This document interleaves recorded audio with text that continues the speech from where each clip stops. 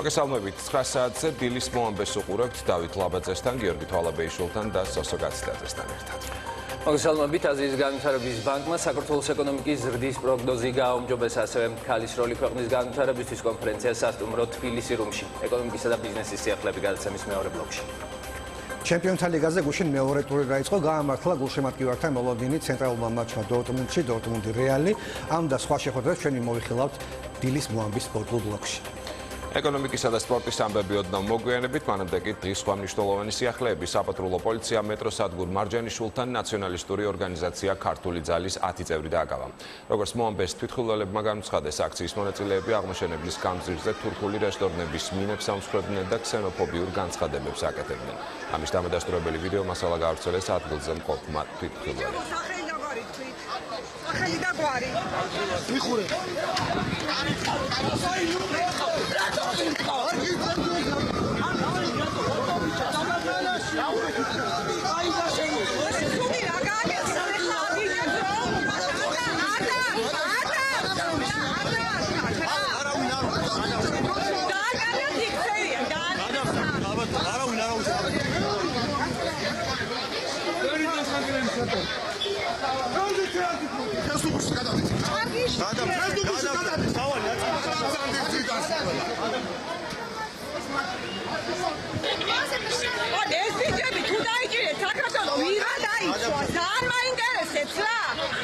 Family გამო დაზიანდა ადამიანები, რომელიც შიგნით და გამოვარდნენ გარეთ, შეშინებული ხალხი და სხვა დაზიანებით ისეთი არაფერი, იმიტომ რომ შუშხუნა იყო. სადაც კი თურქების ავიდნენ ყველგან შემოაგდეს ფაქტობრივად. პატრული მოგვყვებოდა რუსთაველის გამზირიდან, ჩვენ მანამდეც გვეკეთ ანიღებდა და თუ საშიში იყო საზოგადოებისთვის მანამდე რატო არ დაიჭირეს ეს. გაფრთხილება მოხდა? არანაირი გაფრთხილება არ ყოფილა, ეგრევე აღმაშე მარჯანიშვილის მეტროსთან დაიჭირეს 10-მდე ახალგაზრდა. არც ჩვენ არ ვიცით მიზეზი რა იყო, იმიტომ რომ არაფერი არ დაუშავებია არც ერთ მათგანს ისეთი. ხო, ნუ სავარაუდოდ, იმიტომ რომ შევაწუხეთ არაბები და თურქები ჩვენი ნაციონალისტური იდეებით. პოლიციამ თქვა, ისინი თითქოს შეურაცხყოფას აყენებდნენო რესტორნის მფლობელებს, მაგრამ ეს ნამდვილად ასე არ ყოფილა. შეჩერდნენ ზუსტად ამ ადგილას მეტროსთან, მეტროს მიმდებარე ტერიტორიაზე. პატრულიც იდგა მშვიდად, თუმცა მოგროვდა პატრულის მანქანები და მომენტალურად დაიწყეს ამბავშების ჩაყრა მანქანებში. მოძრაობა ქართული ძალის აქტივისტების დაკავებასთან დაკავშირებით შინაგან საქმეთა სამინისტრო განცხადებას ავრცელებს. ქართული ძალის აქტივისტებმა გამართეს არასანქცირებული მსვლელობა თბილისში გმირთა მოედნიდან მეტრო მარჯანიშვილის მიმდებარე ტერიტორიის მიმართულებით. მსვლელობის მონაწილეები გამოირჩეოდნენ განსაკუთრებული აგრესიით, შეურაცხყოფას აყენებდნენ მოქალაქეებს, ისროდნენ მაშხალებს სავაჭრო ობიექტებსა და კაფეებში, აზიანებდნენ წარწერებსა და ბანერებს. სამართალდამცველებმა არასანქცირებული აგრესიული მსვლელობა დაშალეს და ხულიგნობის ბრალდებით აღმაშენებლის გამზირზე 11 პირი დააკავეს, ნათქვამია განცხადებაში.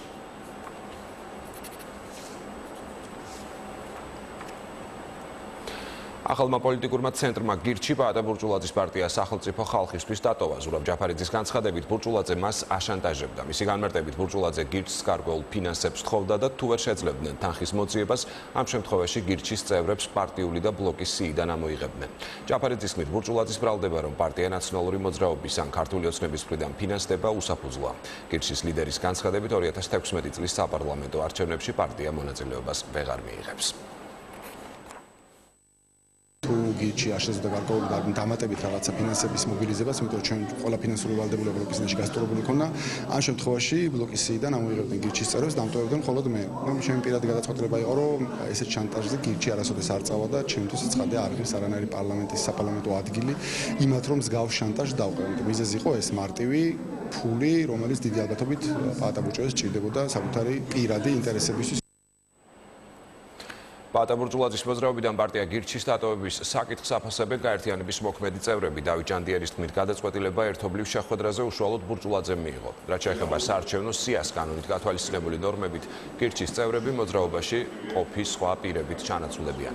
თანხების მობილიზებასთან დაკავშირებით განცხადება შეაფასა მამუკა კაციტაძემ, როგორც მან აღნიშნა, მსგავსი ტიპის შანტაჟს მის მიმართ ადგილი არ ქონია. გადაწყვეტილება მიღებული იქნა ბატონი პაატა ბურჭულაძის მიერ გირჩი არასოდეს არ ყოფილა ამ ბლოკის წევრი, უბრალოდ გირჩის რამდენიმე წევრი იყო ამ სიაში, რომელიც ბლოკის მიერ არის წარდგენილი ცესკოში. ვერც ერთი პიროვნება, ვერც ერთი პარტია სიტუაციას ვერ გადაწყვეტს, უფრო მეტიც. ხომ იყო ასეთი ჭორები, რომ პაატა ბურჭულაძის ბლოკში რადგან შემოვიდა ესა თუ ის პარტია, ამიტომ ჩვენ მას ვტოვებთ. აი ახლა გამოჩნდება რისი გულისთვის დატოვა ამ ხალხმა პარტია. მაშინ ახლა უკან დაბრუნების დროა, ხო? ირმა ნადირაშვილს სახელმწიფო უსაფრთხოების სამსახური დაკითხვაზე იბარებს. უწყების წარმომადგენელმა შესაბამისი უწყისი დეპუტატ სახლში გუშინ გვიან მიუტანა, თუმცა ნადირაშვილმა დოკუმენტს ხელი არ მოაწერა. სუსის წარმომადგენლის განმარტებით ერთიანი ნაციონალური მოძრაობის წევრი უწყებაში სისხლის სამართლის საქმეზე მიმდინარე გამოძიების ფარგლებში მოწმის სტატუსითაა დაბარებული. ნადირაშვილის განცხადებით ის მზად არის უპასუხოს გამოძიების კითხვებს, თუმცა არა საგამოძიებო უწყებაში, არამედ პარტიის ოფისში. ამის მიზეზად დეპუტატი მიმდინარე წინასაარჩევნო კამპანიას ასახელებს. საქართველოს სახელმწიფო სამსახურში მიმდინარეობს გამოძიება სისამართლის საქმეზე. ის რაღაცა დაკავშირებით თქვენ დაბარებული ხართ? რომელ საქმეზე? მოწმის სტატუსით. ამას გამოძიებას მოგახსენებთ. ვალდებული ხართ გამიმართეთ რომელ საქმეზე? მე ვალდებული ვარ უწყება ჩაგაყოლოთ. თხოვთ? მიიღოთ უწყება. გასაგებია, არ ვაპირებ უწყების ჩაყოლებას. გაუგებარია, რატომ ებარებენ რომ არ მოგატყოთ, იმიტომ რომ ის ვითომ ჩანაწერშიც კი რომელიც გამოაქვეყნეს წერია ირმა ნადირაშვილი და 3 წერტილი. ამის გამო მე უნდა ვირბინო სუსში წინ და უკან, როდესაც არჩევნებამდე 12 დღეა დარჩენილი. მზად ვართ უპასუხოთ ნებისმიერ კითხვას, მობრძანდნენ ოფისში. სახელმწიფო უსაფრთხოების სამსახურში დაკითხვაზე მისვლას ერთიანი ნაციონალური მოძრაობის არც ერთი წევრი გეგმავს. პარტიაში აცხადებენ, რომ საგამოძიებო უწყების კითხვებს მხოლოდ მათ ოფისში უპასუხებენ. ერთიანი ნაციონალურ მოძრაობაში ფარული აუდიო ჩანაწერის გავრცელებასა და გამოძიების დაწყებას წინასაარჩევნო კამპანიას უკავშირებენ. საგამოძიებო უწყებაში მისვლაზე უარს კი ამორჩევლებთან დაგეგმილი შეხვედრებით ხსნიან. ზატავარ პასუხები გავცე, ოღონდ ეხლა არის საარჩევნო კამპანია და ძალიან კარგად მესმის, რომ ეს ყველაფერი კეთდება იმისთვის, რომ ეს საარჩევნო კამპანია ამოვარდეს, ასე ვთქვათ, თავისი კალაპოტიდან და ხელი შეგოშალოს. თუ არის კითხვები, ამას გავცემ ჩემთვის მოსახერხებელ დროს, მაშინ როცა მე ამას შევძლებ, თუ არა და მათ შეუძლიათ მოგზავნდნენ ოფისში და აქ გავცემ ყველა კითხვის პასუხს. გავრცელებული აუდიო ჩანაწერის ავთენტურობას კითხვის ნიშნის ქვეშ არ აყენებენ ქართულ ოცნებაში. პარტიაში მიიჩნევენ, რომ ექსპერტიზა მასალის ნამდვილობას დაადგენს. მმართველ გუნდში ერთიან ნაციონალურ მოძრაობას გამოძიებისთვის ხელის შეშლაში ადანაშაულებენ და მათი იძულებით დაკითხვის შესაძლებლობაზე საუბრობენ. ეკაბესელიას განცხადებით, კანონმდებლობა მოწმის იძულებით წარდგენის შესაძლებლობას იძლევა. გამოძიებასთან თანამშრომლობისკენ მოუწოდებენ ნაციონალური მოძრაობის წევრებს თავისუფალი დემოკრატები. პარტიაში ხელისუფლების მხრიდან დანაშაულის დროულად აღკვეთისა და გამოვლენის აუცილებლობაზე ისაუბრეს. კამპანიის დრო, რომელიც დანაშაული სასწრაფო წესით უნდა ჩადარდეს ექსპერტიზა ამ ჩანაწერებთან დაკავშირებით და დარწმუნებული ვარ, რომ ექსპერტიზა დაადგენს ამ საუბრების ნამდვილობას. ამას მიმყარეს, ამ რწმენას მიმყარებს ის, რომ სრულად ემთხვევა ჩანაწერებში მოცემული ინფორმაცია, იმ ინფორმაციას, რომელიც ჩვენი პარტიული არხებიდან გვაქვს მოპოვებული. ყველა ვალდებულია, ვინც კი შეიძლება იყოს ეჭვმიტანილი თუ მოწმის სახით ინფორმაციის მატარებელი, მიბრძანდეს და განმარტებები მისცეს გამოძიებას. თუ არ მივლენ, არის ასევე სხვა პროცედურა, რომელიც შეიძლება გამოძიება ამოქმედოს, არსებობს მოწმის იძულების წარმოდგენის წესიც, არის სხვა პროცედურები, ასევე კანონმდებლობაში ყველაფერი გაწერილია. ხელისუფლების ინტერესში არის, რომ ნაციონალური მოძრაობა ამ სახით იყოს წარმოჩენილი ხელისუფლების მხრიდან, ვინაიდან, რომ ისევ ორფერში მოაქციოს არჩევანი და საზოგადოებას დაანახოს და აი ჩვენ ვართ კარგები, არ დაბრუნდებიან ნაციონალური მოძრაობა და ეს არავითარ შემთხვევაში არ უნდა დაუშვათ და ამიტომ მოგოცით ჩვენ ხმა. გავრცელებულ აუდიო ჩანაწერს ეხმარება ევროპარლამენტარი ანდრეს მამიკინსი. მოამბესთან საუბარში ის ამბობს, რომ დესტაბილიზაციის ნიშნები არ ჩანს და საქართველოს თანამედროვე ისტორიაში ეს ყველაზე მშვიდი წინასაარჩევნო პერიოდია. პოლიტიკოსები კი სიფრთხილით უნდა მოეკიდონ თითოეულ სიტყვას.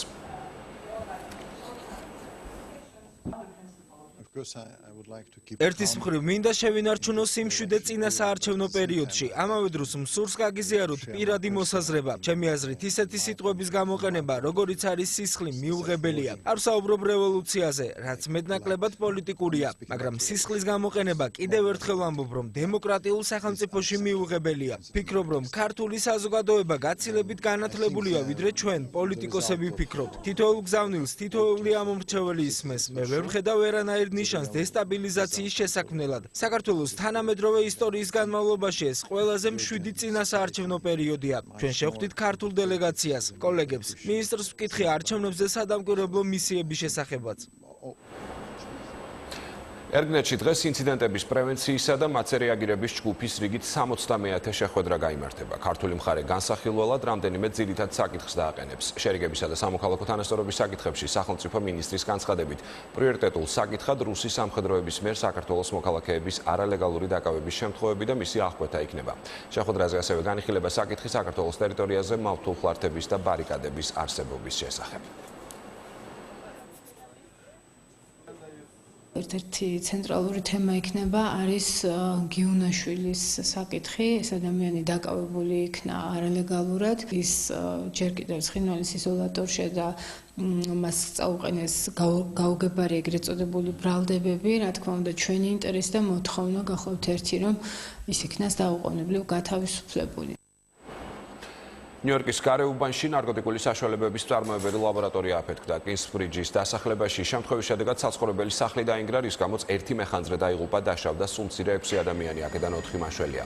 საგანგებო სიტუაციების სამსახურში ბუნებრივი აირის გაჟონვის შესახებ შეტყობინება ადგილობრივი დროით 6 საათსა და 20 წუთზე შევიდა, აფეთქება კი 7 საათსა და 30 წუთზე მოხდა. ადგილზე მობილიზებულმა მეხანძრეებმა შენობიდან მოქალაქეების ევაკუაცია მოახდინეს, აფეთქებამდე შენობის დატოვება შეძლო მაშველთა ნაწილმაც. სულ ტერიტორიაზე საგანგებო სიტუაცია სამსახურის 20-მდე თანამშრომელი იმყოფებოდა. სულ მცირე 4 ადამიანი დაიღუპა და 250-ზე მეტი დაშავდა ტაივანში ძლიერი ტაიფუნის შედეგად. ქვეყნის მასშტაბით დახურულია სკოლები და სახელმწიფო დაწესებულებები. ელექტროენერგიის გარეშეა დარჩენილი 3 მილიონამდე აბონენტი. ძლიერმა წვიმამ იალანის პროვინციაში ელექტროგადამცემი ხაზები დააზიანა. უსაფრთხოების მიზნით ხელისუფლებამ ჩრდილოეთ პროვინციებიდან რამდენიმე 1000 ადამიანის ევაკუაცია განახორციელა. სტიქიის შედეგად მიყენებული ზარალის ოდენობა ამ დროისთვის უცნობია. 特别有感，提醒住在岸边附近的民众千万注意。以上是一瞬间，连派出所都变成了住宅。შვეიცარიის პარლამენტის ქვედა პალატა მუსლიმური სამოსის აკრძალვის შესახებ კანონპროექტი დაამტკიცა. დოკუმენტს 88 დეპუტატმა 87-ის წინააღმდეგობის დაუჭირა მხარი. ახალი კანონპროექტი პარლამენტის ზედა პალატამ და ქვეყნის ხელისუფლებამ უნდა დაამტკიცოს. აგვისტოში განხორციელებული გამოკითხვის შედეგად მუსლიმური სამოსის აკრძალვას მოსახლეობის 71%-მა დაუჭირა მხარი. The writer says she will not obey. 93 წლის ასაკში ისრაელის ექს-პრეზიდენტი შიმონ პერესი გარდაიცვალა. ყოფილი პრეზიდენტის ჯანმრთელობის მდგომარეობა 13 სექტემბერს გაუარეს და ის თელ-ავივის ერთ-ერთ საავადმყოფოში გადაიყვანეს, თუმცა მძიმე მდგომარეობის გამო ხელოვნური სუნთქვის აპარატზე მიერთებული კომატოზურ მდგომარეობაში იმყოფებოდა. გასულ თვეს შიმონ პერესმა ინსულტიც გადაიტანა. პერესი ისრაელის პრეზიდენტის პოსტს 2007-2014 წლებში იკავებდა. მანამდე კი პოლიტიკოსი ქვეყნის სხვადასხვა უწყებას ხელმძღვანელობდა. 1994 წელს მას პრემიერ-მინისტრის იცხაკ რაბინთან და პალესტინის ლიდერ იასირ არაფატთან ერთად წარმოებული სამშვიდობო მოლაპარაკებისთვის მშვიდობის დარგში ნობელის პრემია მიენიჭა.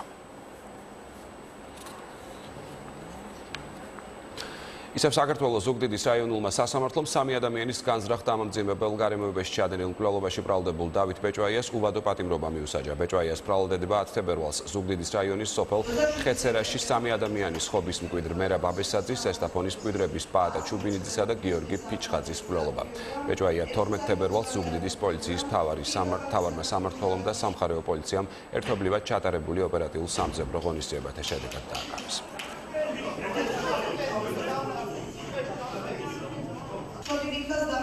დავით ბეჭვაია საქართველოს სისხლის სამართლის კოდექსის 119 მუხლის მესამე ნაწილის ადაგებულებით და საქართველოს სისხლის სამართლის კოდექსის 236 მუხლის მეორე ნაწილით და საქართველოს სისხლის სამართლის კოდექსის 236 მუხლის მესამე ნაწილით.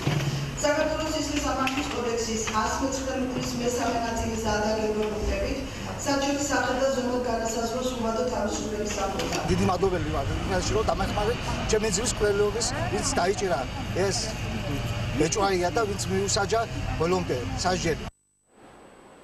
თბილისის საქალაქო სასამართლოს ყოფილი თავმჯდომარის მამკა ახვლედიანის სარჩელზე მოსამართლე გადაწყვეტილებას დღეს გამოაცხადებს. ახვლედიანის უფლებებს საერთაშორისო გამჭვირვალობა საქართველოს იურისტი იცავს. მისი თქმით, ახვლედიანის მიმართ სამართლებრივი აქტი კანონდარღვევით გამოიცა. მოპასუხე მხარე ამტკიცებს, რომ ახვლედიანის თანამდებობიდან გათავისუფლების მიზეზი მოვალეობების არაჯეროვანი შესრულება იყო.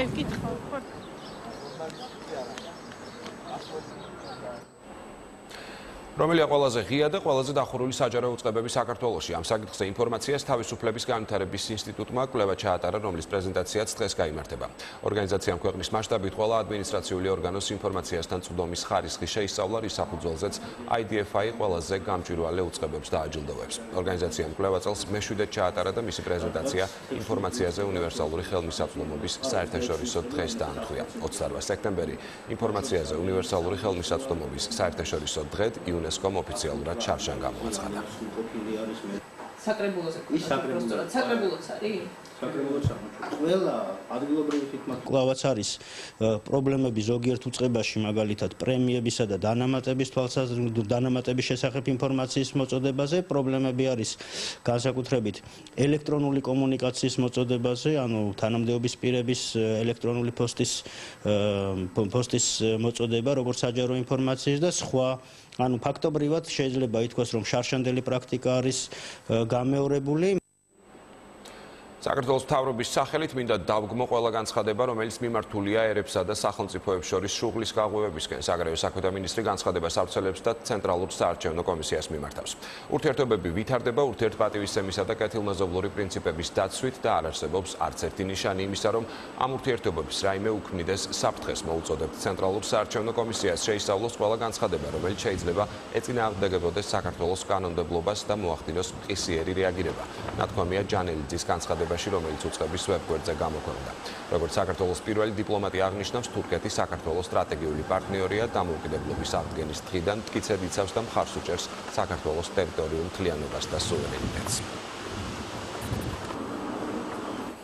თავისუფალი დემოკრატების ხობის ორგანიზაცია 30-მა წევრმა და მათ შორის რაიონული ორგანიზაციის თავმჯდომარემ დატოვა და ქართულ ოცნებას შეუერთდა. როგორც თავისუფალი დემოკრატების ხობის ყოფილი თავმჯდომარე ინგა ჩაგანავა აცხადებს, პარტია მან პოლიტიკური შეხედულებების გამო დატოვა. ჩაგანავას განცხადებას უპასუხა ირაკლი ჩიქოვანმა, რაც ეხება ქართული ოცნების ხობის რაიონის მაჟორიტარი დეპუტატობის კანდიდატს ირაკლი დაჩიბერაიას, ის ყოფილი თავისუფალი დემოკრატების ნაბიჯს დადებითად აფასებს. საზოგადოებაში ყველაზე გამოკვეთილ დემოკრატიულ პრინციპებზე დაფუძნებულ და საქმეზე ორიენტირებულ ძალას ქართულ ოცნებას. თავისუფალი დემოკრატები ნაციონალური მოძრაობის სატელიტი პარტიაა. რაც შეეხება ვინმე სატელიტობას და არ სატელიტობას, უბრალოდ მოძველდა ეს ამბავი, ყველაფერი დამღლელია. არ ვიცი სხვა რა ხერხებს უნდა მიმართონ იმისათვის, რომ ჩვენ შეგვასუსტონ, მაგრამ ჩვენ საარჩევნო კალაპოტიდან არ ამოვარდებით და ვაგრძელებთ მუშაობას ჩვეულ რეჟიმში. თავისუფალი დემოკრატების ზუგდიდის მაჟორიტარი დეპუტატობის კანდიდატი ირაკლი ჩიქოვანი ზუგდიდში საავადმყოფო სუბნის მოსახლეობას შეხვდა. კანდიდატმა პარტიის საარჩევნო გეგმაზე ისაუბრა და ადგილობრივებს ზუგდიდის განვითარების საკუთარი ხედვა გააცნო. ირაკლი ჩიქოვანმა მოსახლეობის კითხვებსაც უპასუხა. რა მომცა იმის საფუძველი, რომ ზოგადად კენჭი მეყარა. შეხვედრები მიმდინარეობს ძალიან პოზიტიურ დადებით გარემოში და მე იმეც ვიტოვებ, რომ უახლოეს პერიოდში არჩევანი ზუსტად მიღებული იქნება ისეთი, რომელიც უკეთეს მომავალს შესთავაზებს ჩვენს ქვეყანას და ჩვენ გვექნება უკეთესი ეკონომიკა და უკეთესი ცხოვრება.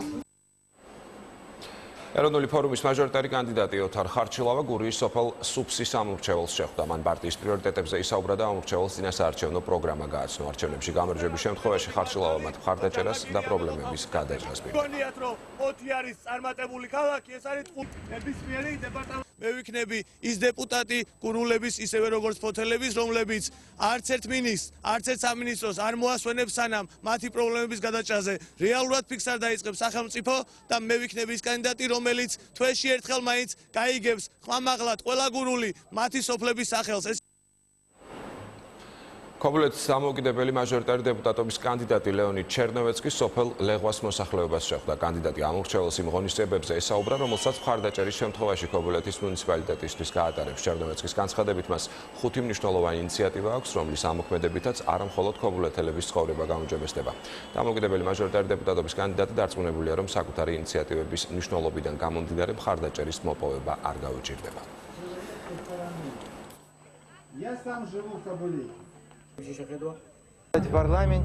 პარლამენტში ამ ხალხის ხმას დავიცავ, აქ უამრავი პროექტია განსახორციელებელი. მინდა შავი ზღვის ტერიტორია მთლიანად ტურისტული ზონა გახდეს. ამ მომრჩევლებს ჩემი საომავლო გეგმები გავაცანი. აუცილებელია ეკონომიკური, სოციალური და ინფრასტრუქტურული პროექტების შექმნა. უნდა შემცირდეს ონლაინ კრედიტები და განვითარდეს ეკონომიკა.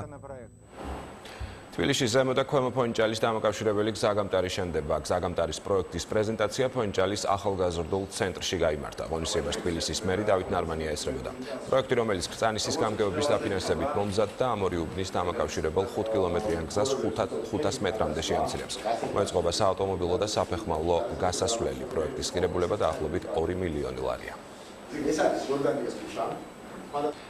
რაც ეხება კულტურის ამბებს, ქუთაისის ლადო მესხიშვილის სახელობის სახელმწიფო დრამატულ თეატრში ახალი სეზონი პრემიერით გაიხსნა. დასმა მაყურებელს გოგოლის რევიზორი წარუდგინა. ერთმოქმედებიანი სპექტაკლის რეჟისორი თეატრის სამხატვრო ხელმძღვანელი გიორგი სიხარულიძე, კოსტიუმების მხატვარი კი ესმა ხეცურიანია. ახალ სეზონზე დასი მაყურებელს ახალ წარმოდგენებს პირდება, მალე გაიხსნება თეატრის განახლებული მცირე სცენაც. სადღაც ცისარტყელის მიღმა, ასე ქვია ლაშა თაბუკაშვილის ახალ პიესას, რომლის პრეზენტაციაც სასტუმრო რადისონში გაიმართა. დრამატურგის ახალ ნაწარმოებში იმ პრობლემატიკაზეა საუბარი, რომელიც მის ცნობილ პიესაში მერერა რომ სველია სამანი იყო დასმული. სადღაც ცისარტყელის მიღმა კულტურის სამინისტროს მხარდაჭერით ინტელექტმა გამოსცა.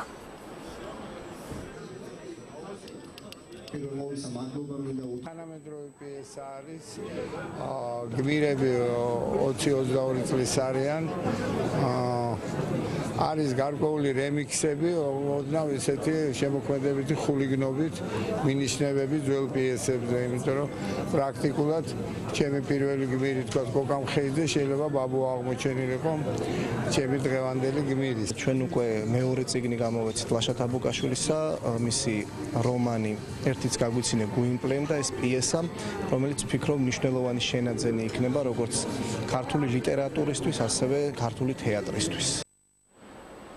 და დილის მოამბეში დილის თემის დროა. გასულ წელთან შედარებით ავტოსაგზაო შემთხვევებით დაღუპულთა და დაშავებულთა რიცხვი 11%-ით არის გაზრდილი. შენარჩუნებულია ავტოავარიების მზარდი ტენდენციაც. ქვეყნის მასშტაბით დღეს 900,000-ზე მეტი ავტომობილია, აქედან 40% დედაქალაქშია თავმოყრილი. ასეთია სტატისტიკა, რომელსაც ორგანიზაცია საქართველოს ალიანსი უსაფრთხო გზებისთვის ავრცელებს. ჩვენი სტუმარი მაია ქობალია, საქართველოს ალიანსი უსაფრთხო გზებისთვის აღმასრულებელი დირექტორია. მაია, დილამშვიდობისა. დილამშვიდობისა. მიზეზებზე რომ ვისაუბროთ, რა არის ამ მზარდი სტატისტიკის მთავარი მიზეზი? მოგესალმებით კიდევ ერთხელ, მადლობა რომ ამ თემას მივუძღვენით თქვენი დილის ეთერი, თემას, რომელსაც ყოველწლიურად 600 ადამიანი იღუპება. მხოლოდ გასული წლის 1 წლის, ანუ 2015 წლის განმავლობაში დაიღუპა 602 და დაშავდა დაახლოებით 900-მდე ადამიანი. მაშინ, როცა 95% ყველა აი ამ ავტოკატასტროფის არის პრევენცირებადი და გამოწვეულია ადამიანური ფაქტორებით. ხოლო რაც შეეხება თქვენ შეკითხვას, მთავარი მიზეზი აქაც, მთავარი მიზეზი არის სიჩქარის გადაჭარბება, არასწორი მანევრირება ქვეითის მიერ იქ გადარბენა, სადაც არ უნდა გადაიბნოს, ანუ საგზაო მოძრაობის წესების დარღვევა, ნასვამობა და ასე შემდეგ სხვა ასევე ადამიანური ფაქტორები, თუმცა რა თქმა უნდა არ შეიძლება გამოურიცხოთ ის გარემო ფაქტორი, რომელიც ასევე საგზაო მოძრაობაზე ახდენს საბოლოო ჯამში გავლენას და ზრდის იმის შესაძლებლობას, რომ ავტოკატასტროფების რაოდენობა მიმატოს, ეს არის რა თქმა უნდა ინფრასტრუქტურა, მოუწესრიგებელი, საზოგადოებრივი ტრანსპორტი, რომელიც არის თულად მისადგომი ან საერთოდ მიუწვდომელი და კიდევ სხვა მრავალი ფაქტორი. მაია, უსაფრთხოების პრევენციისთვის იყო ინიცირებული კანონპროექტი, რომლის განხილვაც ახლა შეჩერებულია. ვიდრე ვისაუბრებდეთ მიზეზზე, რის გამოც კანონპროექტის განხილვის შეჩერება მოხდა, მანამდე რომ ვისაუბროთ იმაზე, როგორ შეიძლებოდა რომ კანონს ეს პრობლემა დაერეგულირებინა. ძალიან ბევრ ქვეყანაში, ანუ იმ ქვეყნებში, სადაც საგზაო მოძრაობა მოწესრიგებულია და შედარებით მოწესრიგებულია, ესეთ ქვეყნები, სადაც აქვთ ნულოვანი ტოლერანცია, ესე ქვია. ქვეყნები როგორც არის შვედეთი, ჰოლანდია, დიდი ბრიტანეთი, სადაც სურთ რომ ავტოკატასტროფის შედეგად დაღუპული ადამიანების რაოდენობა იყოს 0. მაშინ როცა ჩვენს ქვეყანაში კიდევ ერთხელ ხალხს უსვამ ამ ციფრს 600 ადამიანი იღუპება ყოველწლიურად. ამ ქვეყნებში და კიდე ძალიან ბევრ ქვეყანაში, რომელსაც ჩვენი გზა გამოიარა, შემდეგი პრევენციული ზომები იქნა მიღებული. პირველ რიგში, რა თქმა უნდა, იყო სწორი ხედვა სახელმწიფოს მხრიდან, სწორი სტრატეგია საგზაო უსაფრთხოებისა. არსებობს იმ ძალიან ბევრ ქვეყანაში, სადაც მოწესრიგებულია საგზაო უსაფრთხოების გზები და რომელიც გვინდა რომ ჩვენც გადმოვიტანოთ ჩვენს მაგალითია ამ შემთხვევაში კარგი სიახლე ისაა რომ ჩვენ არ ვიწევს რაღაც ახალი ველოსიპედის გამოგონება, არამედ პირიქით შეგვიძლია რომ ეს წარმატებული მაგალითები, ევროპული მაგალითები გავიზიაროთ, რადგანაც ჩვენც გვინდა რომ ვიყოთ აი საერთო ევროპული ოჯახის ნაწილი, ხო ისეა. აი ამ ქვეყნებში გატარდა შემდეგ პრევენციული ზომები. უპირველეს ყოვლისა ის იყო რა თქმა უნდა სწორი სტრატეგია, როგორც უკვე აღნიშნე და ხედვა, სწორი ამ საგზაო უსაფრთხოების არსებობდა ერთი უწყება, რომელიც აერთიანებდა აი ამ სხვადასხვა უწყებას. დღეს თქვენ ძალიან სწორად აღნიშნეთ, ეს არის ერთი უწყება, რომელიც შინაგან საქმეთა სამინისტრო, მეორე უწყება ეკონომიკის სამინისტრო, ინფრასტრუქტურის სამინისტრო, ქალაქ თბილისის მერია, ძალიან ბევრი უწყებაა, რომელიც ესე ვთქვათ, ერთი მეორისკენ იშვერსით და საბოლოო ჯამში პრობლემა, როგორც ჩვენ ვატყობ და როგორც თქვენი გარსების დასაწყისში აღნიშნეთ, მზარდია. სტატისტიკა. რაც იმას ნიშნავს, რომ ეს პრობლემა მოუგვარებელი რჩება. როგორ შეიძლება რომ მოეგვარებინა ამ კანონ პროექტს, იმედია რომ ეს ისე ძალაშია და მომავალი მოწვევის პარლამენტში აუცილებლად დამტკიცდება ეს კანონი.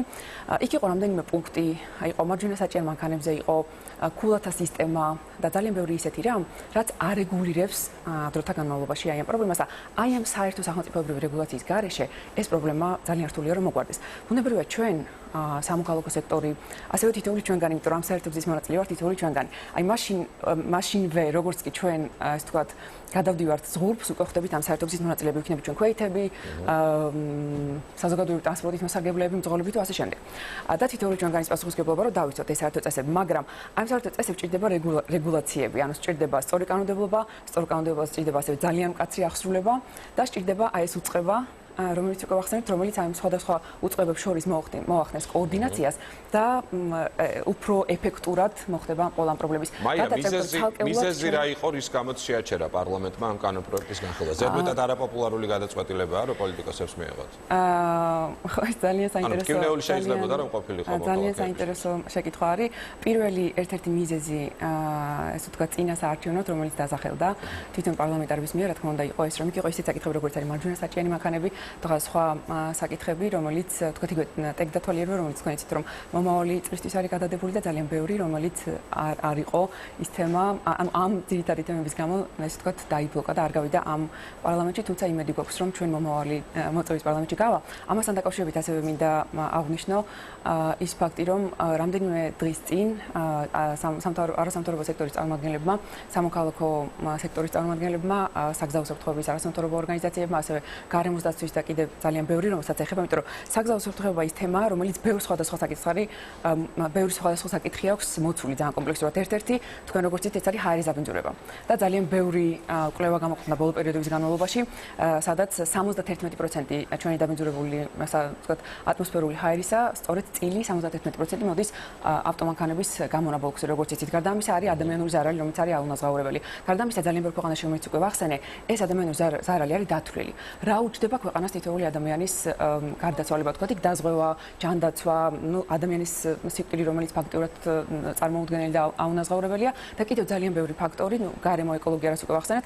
აი ამ ყველა ფაქტორის გათვალისწინებით ჩვენი რჩევა ერთგვარი რეკომენდაცია და ძალიან დიდი სურვილი, ასევე როგორც მოქალაქეებისა და ამ სფეროს წარმომადგენლებისა იყო ის, რომ წინასაარჩევნოდ პოლიტიკურ პარტიებს თავიანთ პროგრამაში და მერეც არ დავიწყნოთ ეს პრობლემა, რომელიც 600 ადამიანს უსწრაფავს სიცოცხლეს და ამ ადამიანებში ბუნებრივი არიან მათი მეგობრები, კოლეგები, თანამშრომლები, ახლობლები, ნათესავები და გარდა ამისა არ უნდა დავიწყოთ ის 9000 ადამიანი, რომელიც შავდება, ანუ იღებს სხვადასხვა სიმძიმის ტრავმას და ამასთან ერთvis კიდევ ასევე მასთან თამდევი პრობლემა, მართლა ძალიან კომპლექსური პრობლემაა ის საგზაო უსაფრთხოება. ესენი არიან ის ადამიანები, რომელიც ფაქტობრივად აღრიცხულიც არ არის და მე ძალიან ბევრი მიყავს ესეთი ადამიანი, რომელიც გახდა დაზარალებული ავტოკატასტროფის შედეგად. თქვათ, გახდა ეთრით მოსარგებლე, შეზღუდული შესაძლებლობის მქონე პირი მიიღო სხვადასხვა სიმძიმის ტრავმა და ამ ადამიანებისთვისაც ქალაქი ფაქტიურად არის მიუდგომელი და არ არის ადაპტირებული. ეს ადამიანებიც არ უნდა დავიწყოთ. ანუ სახელმწიფოსთვის თუ ეს სწორად და გონივრულად იქნა დანახული, ძალიან მისაღებია განსაკუთრებით ახლა წინასაარჩევნო და მერეც ბუნებრივია, მაგრამ წინასაარჩევნო ეს დაპირებები წინასაარჩევნოთ არის ასე ვთქვათ ძალიან ეფექტური, რომ გამოიყენონ სწორად ეს მესიჯი, გამოიყენონ ეს პრობლემა და აუცილებლად ამაზე გაამოხილონ ყურადღება თავიანთ პროგრამაში. თქვენ ახსენეთ ტექნიკური დათვალიერება, მარჯვენა საჭიერი ავტომობილების საგზავა იმ დროს, როდესაც მოქალაქეების ნაწილისთვის ავტომობილი არის შემოსავლის ერთადერთი წყარო, ხომ არ ფიქრობთ, რომ ბევრად უფრო კომპლექსური მიდგომაა საჭირო, ვიდრე უბრალოდ აკრძალვა?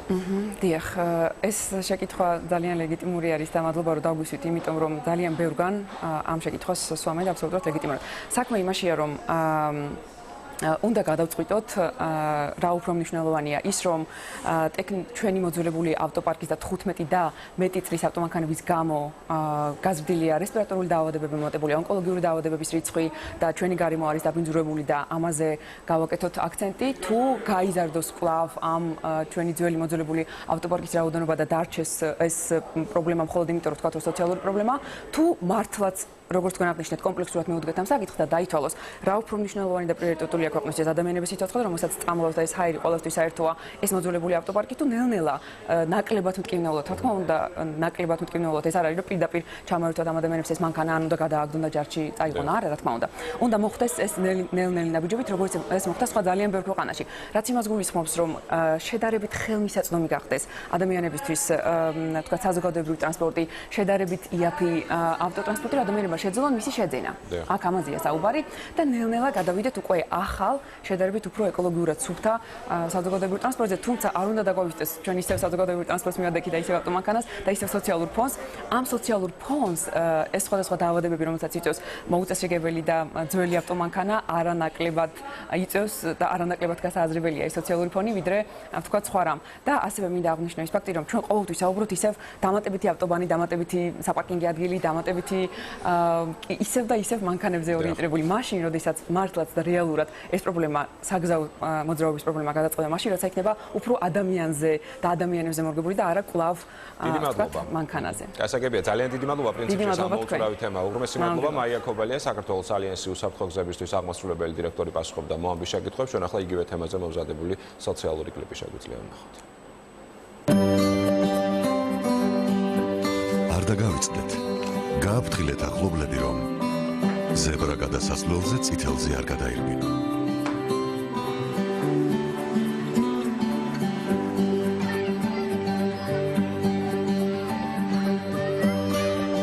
არ გამოგრჩეთ. თხოვეთ. დაუთმო გზა ქვეითს.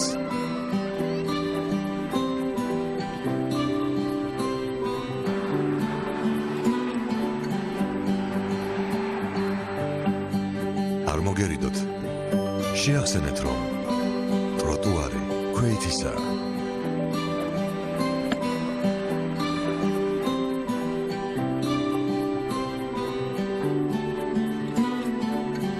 საგზაო უსაფრთხოება იწყება ჩვენით.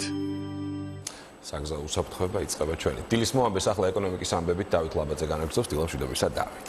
დილამშვიდობისა, როგორ გავარჩიოთ ბრენდი აფასიანი ორეულისგან ამ თემაზე დღეს ჩვენ სტუმართან ერთად ვისაუბრეთ, მანამდე კი ეკონომიკისა და ბიზნესის სიახლეები.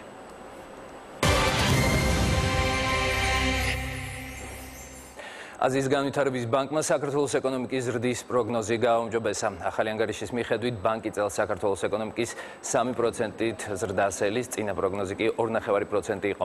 რაც შეეხება მომავალ წელს 3.5-ის ნაცვლად 4%-იანი ზრდა ანავარაუდები. ამავე ანგარიში ბანკი საქართველოში წელს 5-ის ნაცვლად 3%-იანი ინფლაციას ვარაუდობს, რაც მომავალ წელს 4%-ამდე დააჩქარდება. ეკონომიკის 2%-ით ზრდასელიან წელს სომხეთში, აზერბაიჯანში კი ბანკი ეკონომიკის შემცირებას პროგნოზირებს. აღმაშენებლის გამზირზე კომერციული ფართები გაძვირდა. უძრავი ქონების აგენტების ინფორმაციით, რეაბილიტაციის შემდეგ კომერციული ფართების დასაქირავებელმა ფასმა კვადრატულ მეტრზე $20-25 მოიმატა. კერძოდ, აღმაშენებლის გამზირზე ამ დროისთვის კვადრატული მეტრის გასაქირავებელი ფასი $40-50-ია. ერთი თვის წინ კი ფასი $25 იყო. როგორც სააგენტოებში ამბობენ, აღნიშნულ მონაკვეთზე კომერციულ ფართებზე მოთხოვნა მაღალია, თუმცა ფასის გაგების შემდეგ ინტერესი იკლებს. სპეციალისტები ფასების მსგავს მატებას დროებით უწოდებენ.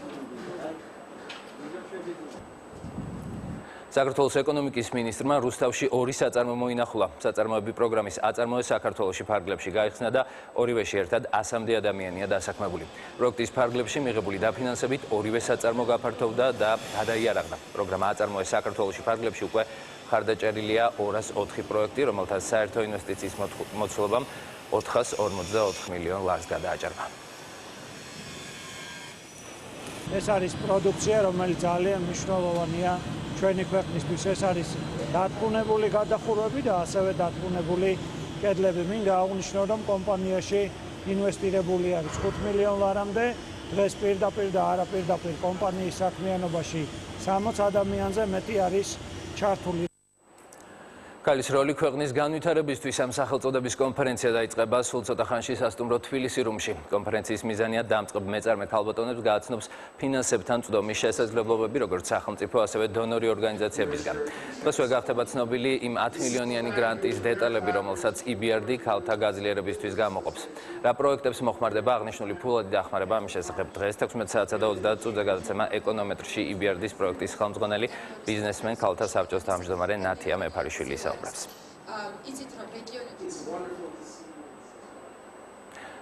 ამერიკის სოფლის მეურნეობის დეპარტამენტი და ბულგარეთის სურსათის უვნებლობის სააგენტო საქართველოს რისკების მართვის სფეროში ტექნიკურ და საექსპერტო დახმარებას გაუწევენ. აღნიშნულთან დაკავშირებით სოფლის მეურნეობის სამინისტროში მემორანდუმი გაფორმდა. ტექნიკური დახმარება იმ რეფორმების განხორციელებაზეა მიმართული, რომელიც ქვეყანას დაეხმარება ევროკავშირისა და ამერიკის ბაზარზე შევიდეს. ევროკავშირის ხმა და თავისუფალი ვაჭრობის შეთანხმების სრულად ასამოქმედებლად მნიშვნელოვანია ქართული კანონმდებლობის ევროპულთან მაქსიმალური მიახლოება და სისტემების ამოქმედება, რაშიც ბულგარული მხარე საქართველოს დაეხმარება. ღვინის თემაზე მომუშავე უცხოელი ჟურნალისტების ჯგუფი ერთკვირიანი ღვინის მედიატურით საქართველოს სტუმრობენ. მედიის წარმომადგენლებმა ქართლსა და კახეთში სხვადასხვა ღვინის კომპანია მოინახულეს, სადაც საქართველოს ღვინის კულტურასა და ისტორიას გაეცნენ. როგორც ღვინის ეროვნულ სააგენტოში აცხადებენ, ჟურნალისტების მიერ სხვადასხვა მედია საშუალებებში დაწერილი სტატიები ხელშეუწყობს ქართული ღვინის ცნობადობის ამაღლებას. ეს ჯგუფი მოგზაურობს კახეთში, ადგილზე ნახულობენ ღვინის კომპანიებს, ღვინის მარნებს, ვენახებს, თველის პროცესს და ყურძნის დაწვლის პროცესს ესწრებიან და ყველაფერი ამას შემდეგ ჩინური პრესის საშუალებით მიაწვდიან ჩინელ მომხმარებლებს. პრობლემა, რომელიც არ ამატოს საქართველოში, არამედ მთელ მსოფლიოში აქტუალურია. სხვადასხვა სავაჭრო ობიექტებში პროდუქცია ცნობილი ბრენდების გაყალბებული სასაქონლო ნიშნით იყიდება. ყუდება მომხმარებელი და ზარალდებიან ბრენდული კომპანიები. როგორ გავარჩიოთ ბრენდი იაფასიანი არეულისგან და იცავს თუ არა ვინმე მომხმარებლის უფლებებს. ამ თემაზე ჩვენ სტუმართან ერთად ვისაუბრებთ.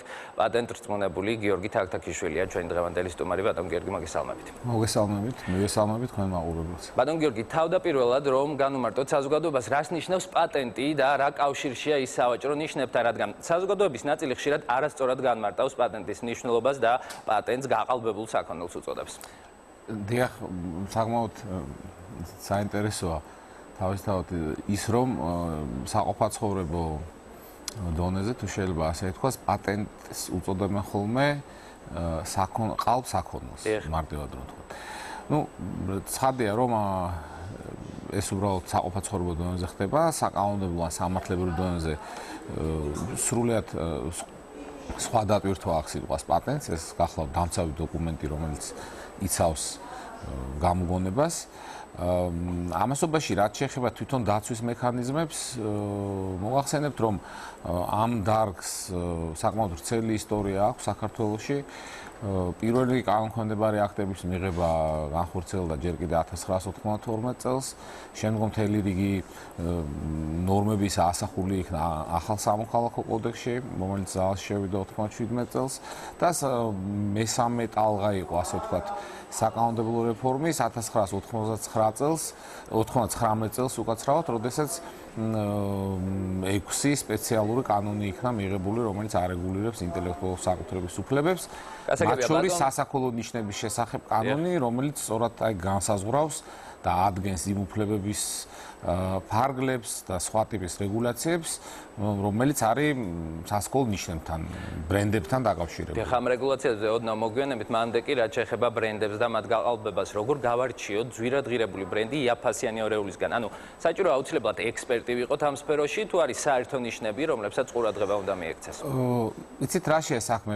გააჩნია ამ ყალბი პროდუქციის ხარისხს, იმიტომ რომ არის ხოლმე მთელი რიგი შემთხვევები, როდესაც ჩვენ თვითონაც კი გვიჭირს და უფრო ღრმა ანალიზი ჭირდება იმის დადგენას, არის თუ არა ესა თუ ის საქონელი, თუმცა ესეთი რამ ხდება ძალიან იშვიათად. როგორც წესი, რამდენიმე კომპონენტია, რის გამოც მომხმარებელმა ყურადღებით ყოფი, მას ვთქვათ, ყურადღებიანი მომხმარებელი შეიძლება მივიდეს იმ დასკვნამდე და მიხვდეს, რომ მას საქმე აქვს ყალბ პროდუქტთან. პირველ რიგში ეს არის რეალიზაციის ადგილი, ხო, იმიტომ რომ ცხადია, რომ იმის ალბათობა, რომ ყალბი საქონელი შეიძინო, გაცილებით უფრო მაღალია მაგალითად ღია ტიპის ბაზრობებზე, ხო, ვიდრე რუსაველის გამზირზე. ამიტომ პირველ რიგში რეალიზაციის ადგილი. მეორე, რასაკვირველია, ასევე მნიშვნელოვანია ფასი. ხო, იმიტომ რომ ჩვენთვის ახლა მეტნაკლებად ის საქონელი, რომელსაც ყიდულობთ, ეს იქნება ტანის ამოსი თუ ავტონაწილი თუ ასე შემდეგ.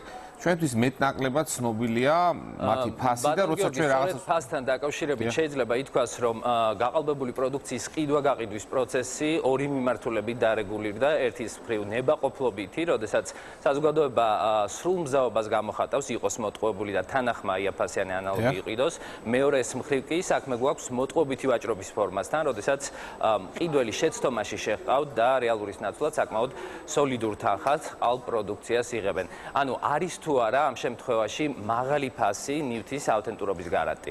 რასაკვირველია არა, იმიტომ რომ ჩვენ პრაქტიკაში ყოფილა შემთხვევები, როდესაც ყალბი პროდუქცია სრულიად შეგნებულად, იმიტომ რომ მომხმარებელი დაბნეული იყო და არ ეფიქრა, ნეჭვი არ შეეტანა, იყიდებოდა ისეთივე ფასში, როგორც ორიგინალი.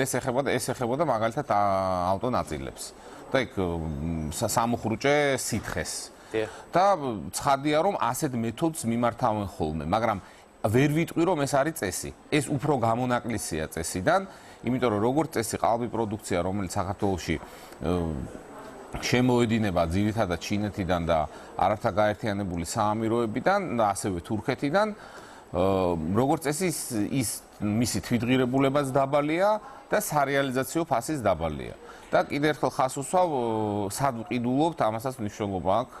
იმისთვის რომ ჩვენ შესაძლოა ვიფიქროთ რომ შეიძლება გაყალბებული იყოს. ადამ გიორგი, თქვენ კონკრეტული მაგალითი მოიყვანეთ ახლა, როგორ არის ამ მხრივ დაცული მომხმარებელთა უფლებები, ანუ იმ შემთხვევაში, როდესაც აღმოაჩენს რომ შეძენილი ნივთი არ არის ორიგინალი და არის გაყალბებული. იცით რა არის, მე სამომხმარებლო კანონმდებლობის სპეციალისტი არ გახლავართ. მომხმარებლებს, თუმცა, ამიტომ ღრმა ანალიზი ხარ შემილია ამ საკითხის წარმოგიდგენთ, თუმცა კანონმდებლობა ითვალისწინებს თელ რიგ უფლებებს, მაგრამ მე ეჭვი მაქვს, რომ ესე იგი 5 და 10 ლარიანი ნივთის შეძენა როცა ხდება და მე აღმოაჩენ რომ ყალბია, ეჭვი მაქვს, რომ ამ 5 და 10 ლარის გამო მომხმარებელი ინტენსიურად და აქტიურად არჩივის და არ იცავს თავის უფლებებს. იმიტომ რომ კიდევ ერთხელ ხას უსვავ, გაყალბების ობიექტი როგორც წესი არის ეგრეთ წოდებული სწრაფად გაყიდვადი საქონელი, რომელშიც არ ხდება, ხო? ეხლა ეს ანუ მანქანების გაყალბება ასე ვთქვათ არ ხდება, ხო? ანუ ყალბ მანქანას ვერ შეიძენ ჯერჯერობით ყოველ შემთხვევაში და იმედი ეს არ შეიცვლება საქართველოში. ამიტომ მცირე ღირებულების ნივთების შეძენისას მე ამგონია რომ მომხმარებელი მე ძალიან ინტენსიურად იცავდეს თავის უფლებებს და მიმართავდეს რაღაც სამართლებრივ ზომებს. თუმცა ეს არის ის საკითხი, რომელიც ძალიან მნიშვნელოვანია თავად წარმოებლებისთვის და სასაქონლო ნიშნების ფლობელებისთვის, რომ მათი სასაქონლო ნიშნით მარკირებული ყალბი საქონელი პირველი რომ არ მოხდეს ბაზარზე, შემდგომ არ მოხდეს მომხმარებელთან, რამაც შესაძლოა მომხმარებელს ერთხელ და სამუდამოდ დაუკარგოს სურვილი კონკრეტული ბრენდის საქონლის შეძენისა და გამოიხატოს იმაში, რომ ეს მომხმარებელი მე უარს იტყვის, რომ ორიგინალი საქონელიც კი შეიძინოს, აღარ უნდა ამ ბრენდის გაგონება, შეიძლება იმდენად რაღაც ნეგატიური ზემოქმედება მოახდინოს ამას. სწორედ ამიტომ გახლავთ მნიშვნელოვანი ის, რომ თვითონ თავად კომპანიები, მწარმოებლები განსაკუთრებით ბოლო წლების განმავლობაში მიმართავენ აქტიურ ღონისძიებებს იმისთვის, რომ პირველ რიგში შეიზღუდოს საქართველოში ასეთი საქონლის იმპორტი და მეორე მათი შემდგომი გავრცელება საქართველოს ტერიტორიაზე. და რაც არანაკლები მნიშვნელოვანია, მათი ეს გააქტიურება ცხადია პირდაპირ კავშირშია იმაში, რომ სახელმწიფომ 2013 წლის დასაწყისიდან 2012 წლის ბოლოდან პირდაპირ თქვა ის, რომ სახელმწიფო იწყებს აქტიურად უფლებების დაცვასთან დაკავშირებული კანონმდებლობის რეალურ განხორციელებას, რაც სამწუხაროდ მანამდე არ ხდებოდა. იმიტომ რომ მე როგორც მოგახსენეთ, ჩვენ საკანონმდებლო ბაზა ძალიან დიდი ხანია საქართველოში არსებობს. და იმდენად გააქტიურდა მაგალითად ბოლო პერიოდში შემოსავლების სამსახური და საბაჟო დეპარტამენტი, რომ ბევრს უპირდა კიდევაც. ბატონ გიორგი, ძალიან ხშირად გვხვდება ინფორმაცია სხვისი სასაქონლო ნიშნის მართლსაწინააღმდეგო გამოყენების ფაქტების გამოვლენის შესახებ, მაგალითად ფალსიფიცირებული ალკოჰოლის, სარეცხი და ჰიგიენის საშუალებების ამოღება და ამ შემდეგ, მაგრამ ამავე დროს თავისუფლად გვხვდება ცნობილი ბრენდების სასაქონლო ნიშნის მქონე გაყალბებული პროდუქციის რეალიზება, საუბარი იგივე საათებზე, ჩანთებზე, სათვალებზე და ასე შემდეგ. ასეთ შემთხვევაში რასთან გვაქვს მაშინ საქმე? ასეთ შემთხვევაში გვაქვს საქმე უფლების ფლობელების პასიურობასთან. იმიტომ რომ მე სრული პასუხისმგებლობით გეუბნებით ერთ რამეს, რომ ყველა იმ ბრენდმა მე ხა რაღაც აბსტრაქტულ მაგალითებს არ მოგიყვანთ, ხო, მოგიყვანთ იმ მაგალითებს ჩვენი იურიდიული კომპანია ვისთანაც მუშაობს. ხო, ეს არის მაგალითად კომპანია Toyota. ეს არის კომპანია Levis-ი, Lee Wrangler-ი, ხო, ეს ცნობილი Hello Kitty, ეს ბავშვების საყვარელი ბრენდია. ყველა ამ კომპანიას აქვს ძალიან ხელშესახები შედეგები, იმიტომ რომ მათ გამოიჩინეს ინიციატივა, მათ დაიწყეს ამ საკითხებზე ზრუნვა და ჩვენ პრინციპში უნდა გვესმოდეს ძალიან კარგად ის რომ სახელმწიფო მარტო არც ვალდებულია და არცადეს არ ხდება რომ სახელმწიფო ორგანოები აგვარებდნენ ყველას მაგივრად ყველა პრობლემას. ანუ თუ კერძო სექტორი ინიციატივას არიჩენს, ჩვენ სამწუხაროდ დრო აღარ რჩება. დიდი მადლობა მობრძანებისთვის. პატენტმრცმუნებული გიორგი თაქთაქიშვილი იყო ჩვენი დღევანდელი სტუმარი. გამოშვებას კი მსოფლიო ეკონომიკური სიახლეებით განვაგრძობთ.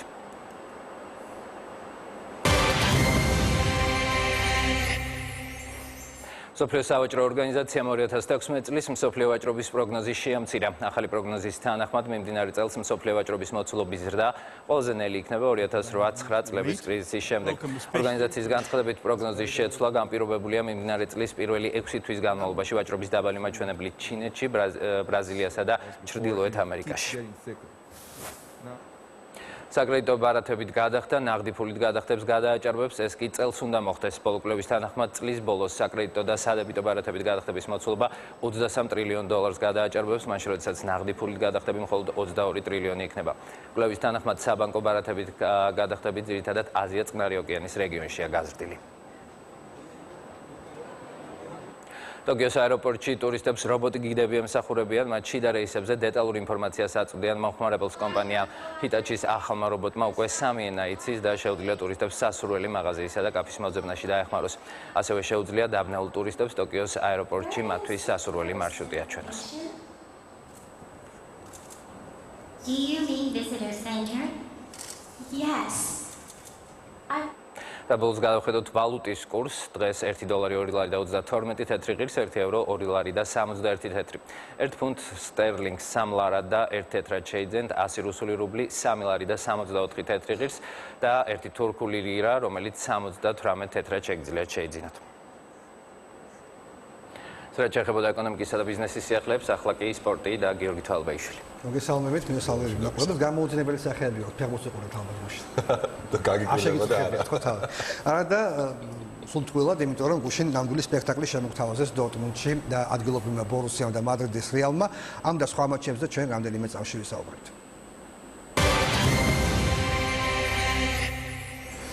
თუმცა სანამ ჩემპიონთა ლიგაზე გადავიდოდეთ, მანამდე ერთი ინფორმაცია, რომელიც შეეხება თბილისის დინამოს. საქართველოს ჩემპიონის ხელმძღვანელობამ მთავარი მწვრთნელის პოსტიდან დაითხოვა სლოვაკიის სპეციალისტი იურაი არაბეკი. ამის მიზეზად კლუბმა გამოაცხადა არადამაკმაყოფილებელი შედეგები. საქართველოს ჩემპიონს დროებით თამაშ სამხარაზე გაუძღვება, რომელიც იარაბეკის ასისტენტად მუშაობდა. სწორედ ის გაიყვანს გუნდს 1 ოქტომბერს მნიშვნელოვან შეხვედრაში საჩხერის ჩიხურას წინააღმდეგ სათამაშოდ. შეგახსენებთ, რომ იარაბეკი იანვრიდან წვრთნიდა თბილისის დინამოს. მართალია დინამომ მოიპოვა ჩემპიონობა საქართველოსი, მაგრამ ძალიან წარუმატებლად გამოვიდა ევროტურნირებზე, ვერ გაიარა ჩემპიონთა ლიგაზე ზაგრების დინამოს ბარიერი, შემდეგ ევროპის ლიგაზე დამარცხდა პაუკთან. აი ამ გუნდებთან 4 მატჩში დინამომ ვერც ერთი გოლის გატანა ვერ მოახერხა, ხოლო საქართველოს ჩემპიონატში დინამოს 6 ტურის შემდეგ მხოლოდ 2 მატჩი მოგებული და თეთრ ჯგუფში მესამე ადგილზე იმყოფება. ახალგაზრდა ჩემპიონთა ლიგა და პირველ რიგში, რა თქმა უნდა, გუშინდელი დღის ცენტრალური მატჩი, რომელიც გაიმართა სიგნალ იდუნა პარკზე დორტმუნდი რეალის წინააღმდეგ. ჩვენ ვსაუბრობდით წინა სამატჩო მიმოხილვაში აი ამ შეხვედრისა, რომ დორტმუნდი საკუთარ მოედანზე ზედიზედ 3-ჯერ ყავდა დამარცხებული რეალი. გუშინაც გერმანული გუნდი 90 წუთის განმავლობაში ფლობდა უპირატესობას, ეს გამოიხატა ბურთის ფლობაში, დარტყმების რაოდენობაში, მაგრამ ანგარიში გახსნეს მადრიდელებმა მე-17 წუთზე კრისტიანო რონალდომ გაიტანა. ამის შემდეგ პირველივე ტაიმში სად ანგარიშის გათანაბრება დორტმუნდმა კარგი მომენტი ჰქონდა უსმან დემბელეს და საბოლოოდ მიაღწია კიდეც მიზანს ბორუსიამ. ძალიან ცუდად ითამაშეს აქ საკუთარ საჯარიმოში კეილორ ნავასმა და ვარანმა და საბოლოოდ ამით ისანგებლა პიერ-ემერიკ ობამეიანგმა და გაათანაბრა ანგარიში. პირველი ტაიმის შემდეგ პრე 1-1. მეორე ნახევარში სადა პირველად ამ მატჩში წინ გასვლა დორტმუნდმა, მაგრამ ეს ვერ მოახერხა. ბრწყინვალედ თამაშობდა მეორე ტაიმში კეილორ ნავასი. ამასობაში კი რეალმა მეორე გოლი შეაგდო 68 წუთზე.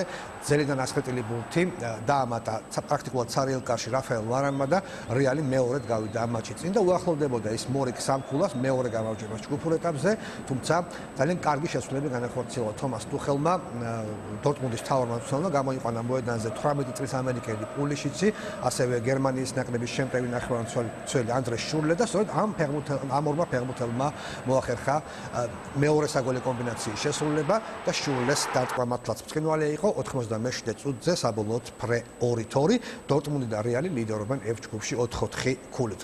ახლა კი შეგვიძლია ვნახოთ დანარჩენ მატჩებში გასული გოლები და დავიწყოთ F ჯგუფის მეორე შეხვედრით სპორტინგი ლეგია, სამწუხაროდ ლეგიას რიგებში ვერ ვიხილეთ ვაკო ყაზაიშვილი, ხოლო სპორტინგმა მოახერხა და ორბურთიანი უპირატესობით დაამარცხა ლეგია ბრაიან რუისის და ბასტოსტის გოლებით. შეხვედრა H ჯგუფში მონაკო ლევერკუზენი დასრულდა ფრედ 1-1, ხავიერ ერნანდესმა და კამილ გლიკმა გაცვალეს გოლები, CSKA ტოტენჰემი 0-1 ჰეონ მინსტონმა გაიტანა.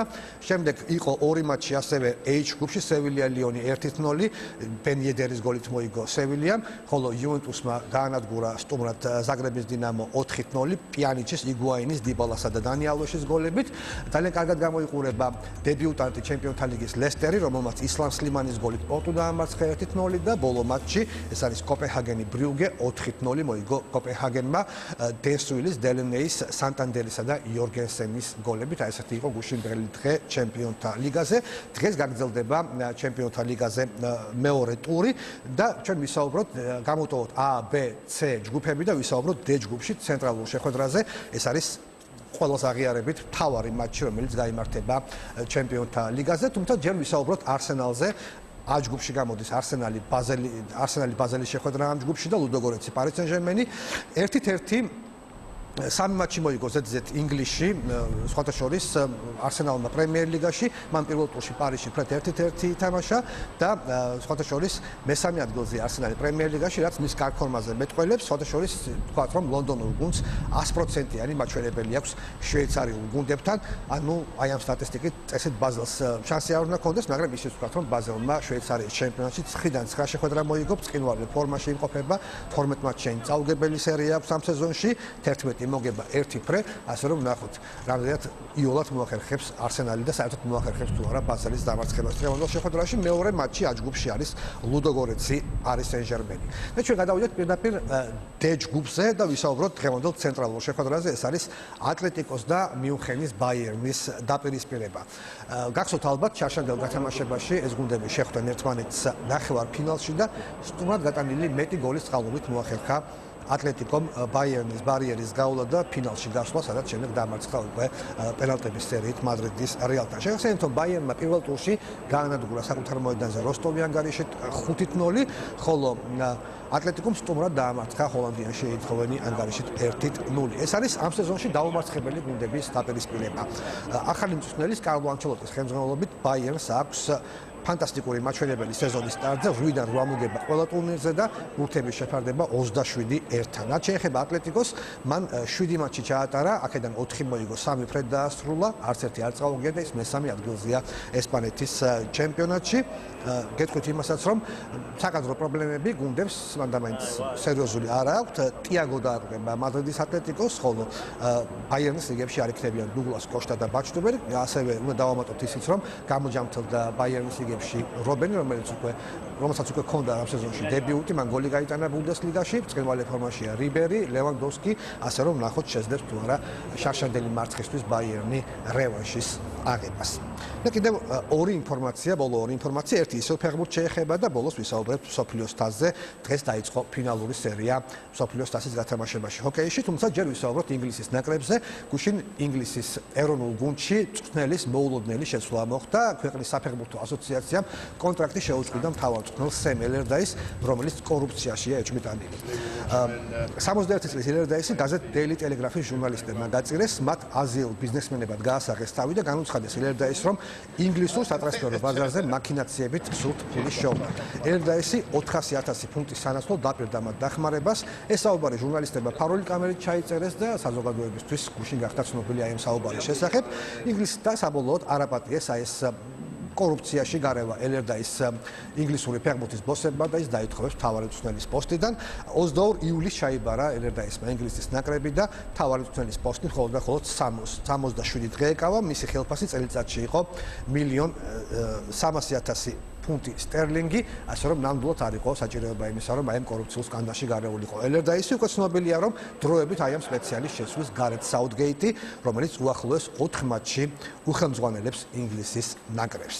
და ბოლოს როგორც გითხარით, ჰოკეი მსოფლიოს თასი დაიწყო ფინალური სერია, რომელშიც მონაწილეობას იღებენ კანადის ნაკრები და ევროპის ნაკრები, რომელიც გასვლა ფინალში იყო ნამდვილი სენსაცია. დღეს დილით გაიმართა ფინალის პირველი მატჩი და კანადელებმა როგორც მოსალოდნელი იყო, იოლად მოიგეს ანგარიშით 3-1, თუმცა ისიც ვთქვათ, რომ ევროპელებმა წინააღმდება გაუწიეს მეტოქეს, დაწყების შეფარდებითაც შეგვიძლია ამაზე ვინიშნოთ 38-33-დან პირველ პერიოდში კანადელებმა 2 შაიბა გაიტანეს, ბრედ მარშალმა და სტივენ სტემკოსმა გააკეთეს ეს. შემდეგ მეორე პერიოდში 1 შაიბა გაქვითა ევროპის ნაკრებმა, მაგრამ მესამე პერიოდში 50-ე წუთზე პატრის ბერჟერონმა შეძლო კროზბის პასის გამოყენება და საბოლოოდ კანადელებმა მოიგეს 3-1 შეხვედრა და დაწინაურდნენ სერიაში 1-0. 2 დღის შემდეგ გაიმართება სერიის მეორე მატჩი და თუ შეხვედრაშიც კანადელებმა მოიგეს, მაშინ ისინი გახდებიან მსოფლიოს თასის გამარჯვებულები. ეს არის კანადის ზედიზედ მე-16 მოგება იმ ტურნირებზე, როცა გუნდები გამოდიან უძლიერესი შემადგენლობებით, ანუ დაუმარცხებელია ბოლო რამდენიმე წლის განმავლობაში, ბოლო 8 წლის განმავლობაში კანადის ნაკრები. აი ესეთი სპორტული სიახლეები იყო და დღეს მაინც უყურებთ ატლეტიკო ბაიერნს გირჩევთ. კარგი. 28 სექტემბრის დილის მომავე დასრულებულია. გიორგი თვალობეიშვილი, დავით ლაბაძე, მე სოსო კაცდაძე მუშაობდით ხიდან ამ დრომდე პირდაპირ ეთერში. მადლობა რომ ვიყურებთ, ხვალ შეხვდებით ერთმანეთს ნახვამდის.